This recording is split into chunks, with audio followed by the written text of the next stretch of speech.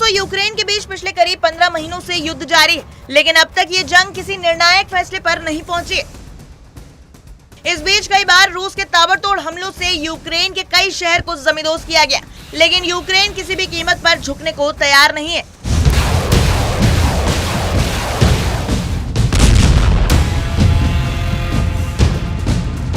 दोनों ही देशों में से इस जंग को लेकर भारी तनाव पैदा हो चुका है, जो कि अब खत्म ही नहीं हो रहा।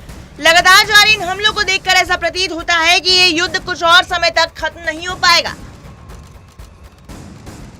इसी क्रम में रूस ने राजधानी कीव को निशाना बनाकर हवा, जमीन, पानी तीनों दिशाओं से हमले किए थे। भीषण हवाई हमले के बाद यूक्रेन ने अपने जवाबी हमले में यूक्रेन के एयर डिफेंस सिस्टम द्वारा दागी गई सभी 18 मिसाइलों को मार गिराया था। इस बात की जानकारी यूक्रेनी अधिकारियों की तरफ से दी गई। ऐसे में अब रूस किसी भी कीमत पर ये युद्ध जीतना चाहता है और इसके लिए वो किसी भी हद तक जाने को तैयार है।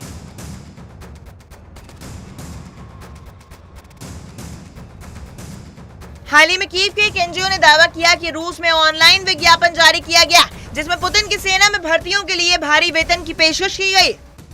इस ऑनलाइन ऐड में आर्मी में शामिल होने के लिए जिस वेतन का प्रस्ताव दिया जा रहा है, उसकी रकम रूस के औसत वेतन से तकरीबन 8 गुना ज्यादा है। यूक्रेन युद्ध पीड़ित फाउंडेशन द्वारा जांचे गए डेटा से इस बात का पता लगाया गया।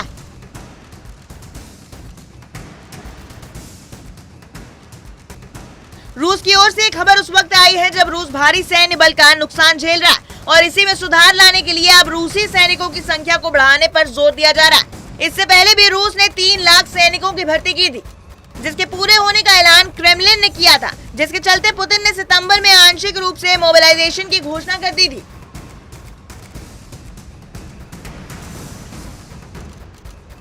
रूस के औसत वेतन की बात करें तो वो हर क्षेत्र के हिसाब से अलग अलग होता है, लेकिन फरवरी के आंकड़ों के हिसाब से रूस का राष्ट्रीय औसत करीब 63,000 रबल था। इसके बाद युद्ध की भर्तियों के लिए औसत वेतन को पहले से बढ़ाकर 3 लाख रबल कर दिया गया।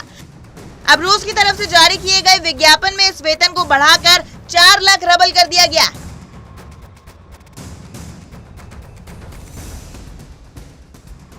रूस यूक्रेन युद्ध के बीच प्रधानमंत्री कार्यालय की ओर से दी गई जानकारी के मुताबिक ऋषि सुनक और जेलेंस्की के बीच यूक्रेन को तत्काल सैन्य उपकरणों की जरूरतों की पहचान करने और लंबे समय तक यूक्रेन की रक्षा नीति तैयार करने पर चर्चा की गई है।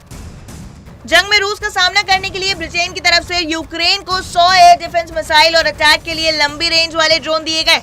इस मुलाकात में जेलेंस्की ने आसमान पर आर्मी कंट्रोल को लेकर जेट कोलिजन के मुद्दे पर भी बात की थी। जेलेंस्की के फाइटर प्लेन की मांग पर ऋषि सुनक ने लड़ाकू एयरक्राफ्ट तैयार करने से लेकर उसके कंट्रोल करने की बारीकियों पर चर्चा करते हुए जेलेंस्की से यूक्रेन आर्मी को पायलट ट्रेनिंग देने का वादा किया।